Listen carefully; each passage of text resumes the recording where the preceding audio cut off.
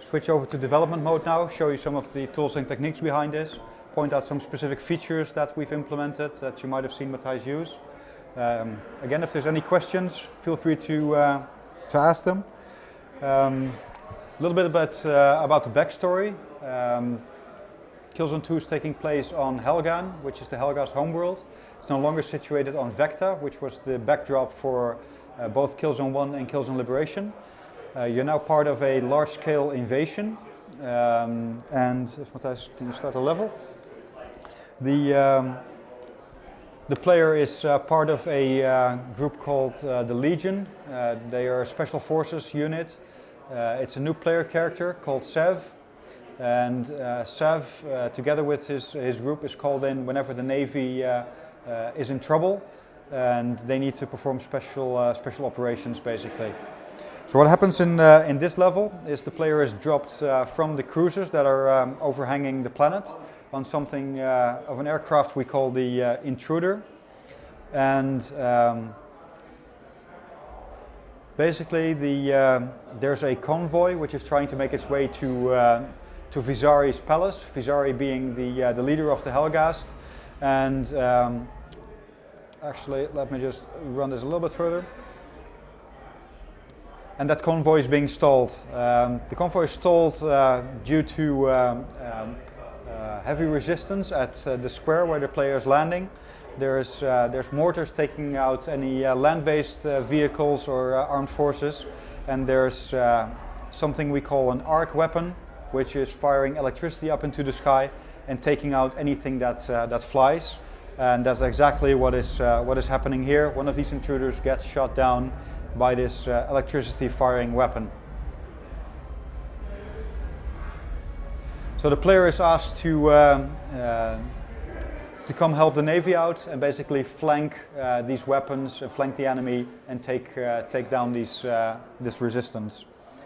To show you some of the things that we've created for this, I've now paused the game and detached the camera. I can now control that with the keyboard.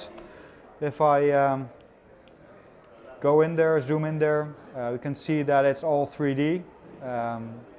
It's not an image. All the polygons are there.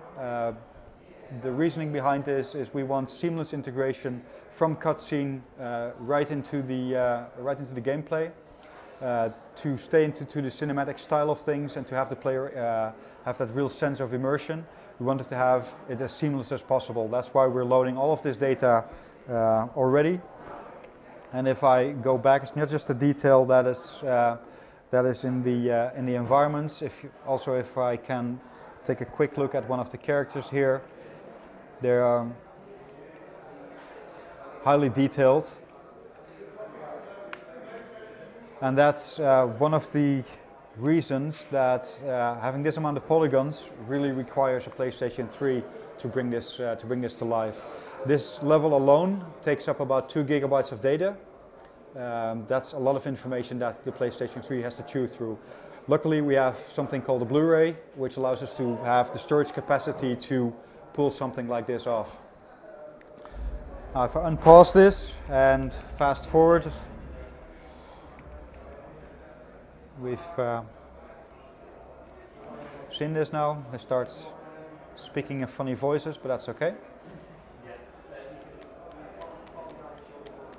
I can speed things up, I can slow it down. Slowing down is particularly useful because as we're in development, we need to make sure that all these motion captured animations, all the collision, and that everything is working as it should work. So we often just slow it right down and see if everything is there and if everything is working as it should. So Matthijs can still run through. It's, of course, everything is in slow motion. You can see a lot of effects going on here. There's a lot of different things that are happening. You probably noticed some of the motion blur that the wind is throwing up. We've got full screen anti-aliasing going on, so it's a very smooth picture that we have. And if I just detach the camera one more time, move a little bit forward and up, show you the overall view of the city. One thing that we've implemented is something we call post-processing. We're post-processing the entire image. The reason for this is that we really want to tie everything together. So all of the effects, all of the characters, the lighting that is going on in the world, all of the detail in the world itself, it has to have a certain feel. And these post-processing filters really allow us to bring those together. If I turn these off, you'll immediately see the effect that there's a lot of different colorization effects going on. There's contrast that's reduced or that's actually made heavier. There's some blurring going on. All these things are done using our post-processing filters. And again, this is what brings that world together. This is something we can do dynamically. So throughout the level, we can change these settings. So as the weather changes or as the environment changes and we feel we need to have a new sort of tone to the level, we can dynamically adjust these filters and make the environment look different. What you see here is the urban environment. Of course, there will be different environments in Killzone 2, but just to showcase what it's doing particularly to this environment. What you'll also notice is that there's, if I just give Matthijs full freedom again, there's hardly any HUD. There's no additional information, no sort of game-related information that's displayed. All you can see is some little debug information that's on top now. Of course, that won't be in the final game, I can assure you. The idea behind not having a HUD is really that we want to have the player fully immersed in this world and to have a really cinematic experience. We're going for something we like to call Hollywood-type realism. It's not realism as in a simulator, but it's realism slightly over the top, slightly exaggerated to get the player really into this game. We're doing that partly through a HUD that is absent for most of the time. Of course, there are some cases where we need to give vital information and the player gets that through the HUD. But at other times, if you look at things like the health bar, we don't display that at all, but rather through post-processing are able to communicate that visually to the player. So we'll desaturate the image and up the contrast, add a little bit of blur, and the player will know I have to go into cover because things are getting scary now. So that's part of the reasoning. Also, it's not just visually that we're immersing the player into the game, also through the use of audio. We're supporting 7.1 surround sound, and we're using something called audio occlusion, which ensures that as we're on a big open space now, things will sound differently from when you're inside of a smaller room, where there's a roof or where there's bigger walls. Then you'll hear different sounds. So it's all part of being aware of where you are in the world and making that come alive. Now, if we look at some of the gameplay features that are going on here, we can see your buddies who are taking cover behind these low cover plates, and they're able to pop up and shoot over them. Same for the enemies. This is something we call lean and peek. Now again, going back to the immersion, we want to keep the player in first person as much as possible. So we've implemented lean and peek for the player as well, but all in first person. Now maybe Matthijs can demonstrate that and explain some of the ideas behind lean and peek in first person. Yeah, to explain the lean and peek, I have to go back to Killzone Liberation, where we first experimented with this feature. There we introduced duck and cover. Basically the mechanic is that you press the shoulder button to crouch. If you do that close to cover, you press the fire button, the character will automatically stand up and shoot over the cover. What we've done here is basically the same.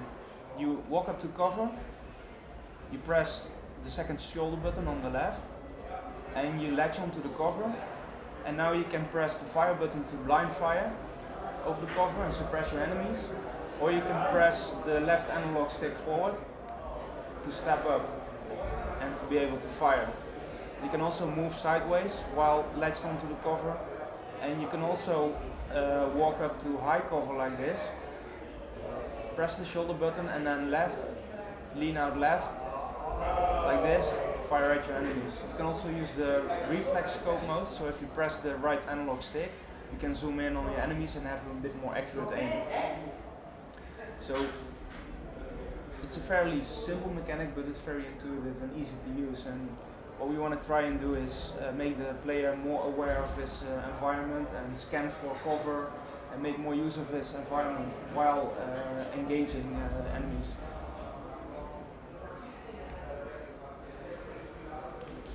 Maybe you can move on to the alleyway.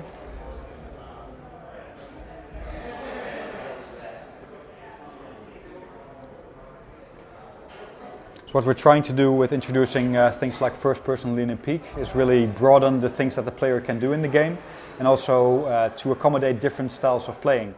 We've got a variety of different weapons that all are suited to different styles of play. And lean and peek is one where you can basically use a more tactical approach to your gameplay.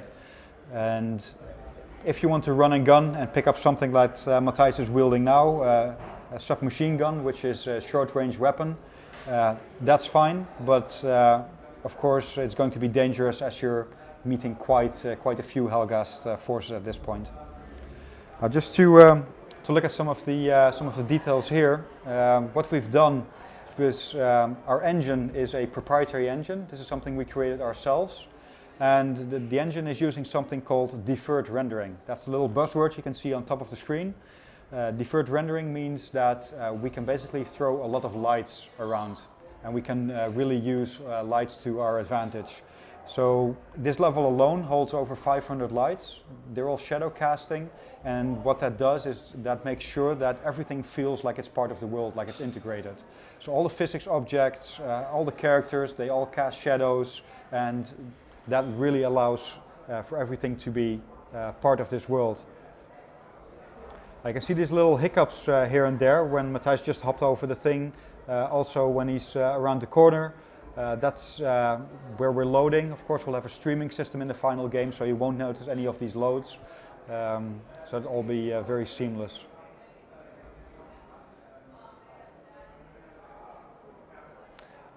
For us, where we're creating a first-person shooter, the biggest question is, I mean, you're shooting for 70–80% of the time. That has to be fun and rewarding. Now to us, what we wanted to implement there is to make sure that every bullet has an impact. Not only by adding a lot of destructibility to the world, but also by implementing something we call a hit response system.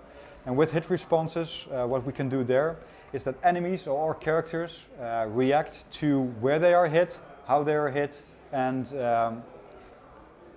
with what force they are hit. That's what the system allows us to do, is seamlessly blend motion captured animation with physics impulses, which means that we've motion captured somebody being shot in the right arm. Obviously he's not being shot right there, but you can see the arm flailing, and then based on a physics impulse and based on exactly where he's hit, we can exaggerate or tone down that animation. So what that does is that the characters respond to your bullets, but always in a different manner. So you really get the sense of what you're doing has an impact on the world. We also looked at, particular at the death animations, which is something that stuck with us from the original Killzone, where people said, well, the death animations are kind of sloppy, to be honest. That's something that we definitely wanted to improve upon. So we've gotten these motion capture death animations, and again, we're changing over to ragdoll animation as soon as possible. So if you're shooting them down a stairwell, they will actually roll down the stairwell and things like that. So again, that's one of the more important systems that allow us to really make the core gameplay element, which is shooting, to have that very fun and rewarding experience. And this is playing with ragdolls. Thank you, Matthijs. Now, of course, another thing that we felt we needed to improve upon is AI and the enemy responses to what you're doing. With Killzone Liberation, we already showed that that the AI is capable of flanking you and is aware of their surroundings. They know what is destructible. They are able to fire through it, and they're also able to target destructible objects or even damage-inflicting objects that are near the player, such as this little barrel, which is a lot of fun because you can shoot it, and based on where the gas starts emitting, it'll get a physics impulse and either do very good things for you or very bad things if you can see it flying towards you. So we had to really look at the AI, and for Killzone 2 we basically overhauled our AI system to make it compatible with the huge amount of physics objects that's flying around in the world, with lots of destructibility that's going on in the world. And of course you're fighting in larger groups now, so they have to be aware of each other, have to be aware of the opposing force, and adjust their behavior accordingly. What you can see now is on screen is what we call the Heavy. The Heavy is a mini boss. This is also something that we introduced in Killzone Liberation, the whole concept of boss fights. This adds to the variety of the game. It requires different tactics to play with these guys. The Heavy in particular is very well armored at the front. He's got a big chain gun, and if you're behind cover and he can't get to you with his chain gun, he can actually fire a grenade. You can see a little smoke trail coming towards you, and you hear the beeping of impending death if you don't get out of the way soon enough. This enemy needs a special tactic. He's vulnerable at his back, which means you either have to flank him or have your buddies flank him. But what we can also do is use our hit response system to trigger him to turn around. There's the impending beep, there we go. If you shoot at his head, you momentarily disorientate him, and he actually turns around and exposes his back to you, and you can then take him out. So that's where we start using these systems to integrate them into gameplay as well, and make the player more aware of what he's doing and give him different options to take down these enemies. This is just a broad overview of what we're doing in this game. One other thing maybe to point out is if you look up into the sky, there's lots of lightning going on. Matthijs is being shot right now. There's lots of lightning going on. Weather will play an important part in Killzone 2. The Helghan planet is a very hostile environment. The Helghast have adjusted to that environment, not only by their breathing apparatus and the goggles, but they've also harnessed some of the planet's powers. And in this case, it's the weather, it's the electricity in the air that they're able to capture the lightning strikes and fire it back up into the air. And that's basically what the arc weapon, the big thing that shot the intruder out of the sky, what that is doing. It is collecting the electricity and firing it back up into the sky. Weather will play a bigger part in Killzone 2. I won't go into a lot of the other details just now, but lightning is something that, in particular in this level, we paid a lot of attention to make sure that it behaves as lightning should. Of course, it is a science fiction game. It's taking place on a different planet, but we still want it to be grounded in reality, which means that everything has to be believable and be understandable how it works. So if we're displaying something like lightning, it has to work like lightning. So if it strikes something that's metal, you can see sparks flying and it transfers to other metal parts. It's those kind of things that we really want to nail, and that's where a lot of our work has gone into. Fair to say that you see rain levels often? There's a lot of possibilities for different kinds of weather effects. If any of you wants to have a go, you've been remarkably silent so far, so I'm sure there might be some questions. R1 is for grenades, L2 is for the crouch cover mechanic. You have to go a little bit back and to the right, to that little doorway on your right there. Oh, just back, no, there you go. Oh. No, back. Yeah. There you go. If you press square, you can swap weapons. You have 2 weapons. And go up the little stairwell to your right. There you go. About 6 minutes, guys. If you want to get questions across. Yeah, can we Sure.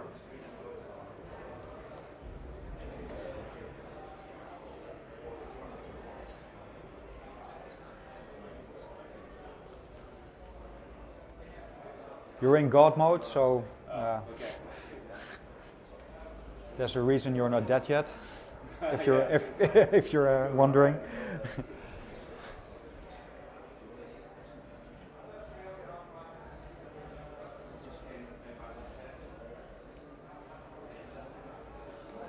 So where does this exactly reflect where you guys are in the game as a whole? In terms of development, you mean, Yeah. or well, this is one level of the game. This level isn't final yet; it's a work in progress. As I've said, things like the streaming system still have to go in. A lot more polish needs to be added to all these things.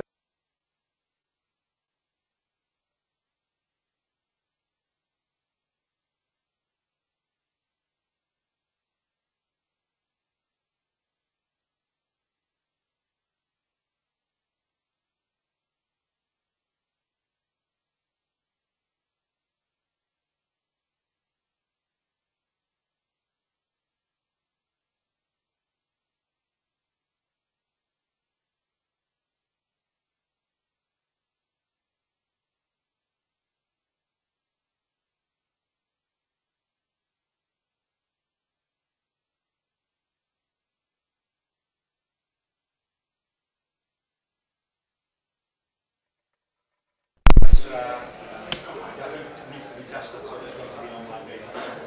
I'm kind of curious. The original Killzone had a lot of hype behind it, and whether it could have lived up to it or not. When you guys went into Killzone 2, that original trailer set a lot of expectation. What effect, coming out of that trailer, what effect did that have on the team? It was a mixed effect. Obviously, seeing the trailer, we saw the trailer first, and everybody's looking at it, that's what we have to make. Okay. And then when we saw the actual feedback that people were giving, the first instance was, okay, this is what next gen gameplay is going to be about, and then secondly, it's can they actually pull this off, and what will it look like? It's been a while since we've talked about Killzone, and the team's been very anxious to be able to show you what we're capable of.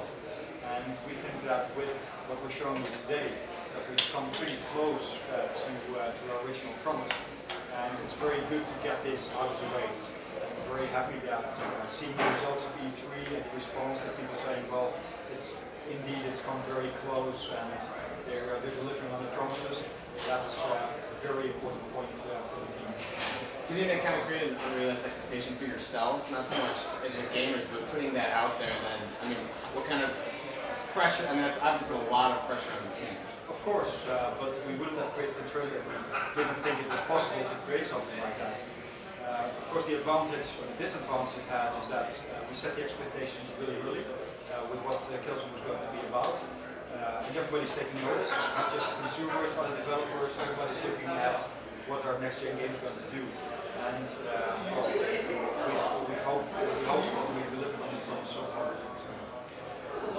We see a lot of the Sony games pushing user-created content. Is there any form, or are you considering anything like that for this game? I can't talk about that. If you can't talk about what you can do, when you look at user-generated content, what is interesting to you? What do you like? I mean, like you guys have, like Sony has Little Big Planet coming out. Like, if you can't come from what you're doing, can you describe your interest in user-generated content, what you've seen? Well, I think the whole being connected all the time and having a network available and being able to share content with others, I think that's a very exciting thing to do. You can see a lot of sort of social gameplay happening in that respect. A lot of people that may not be interested in a game per se now start working with things like level editors, start working with character alteration, and they're drawn into the game as well. And that just broadens up the entire user base basically, and has different people play around with different mechanics. So I think it's a very interesting phenomenon to be able to support. And I think social gaming with things like home.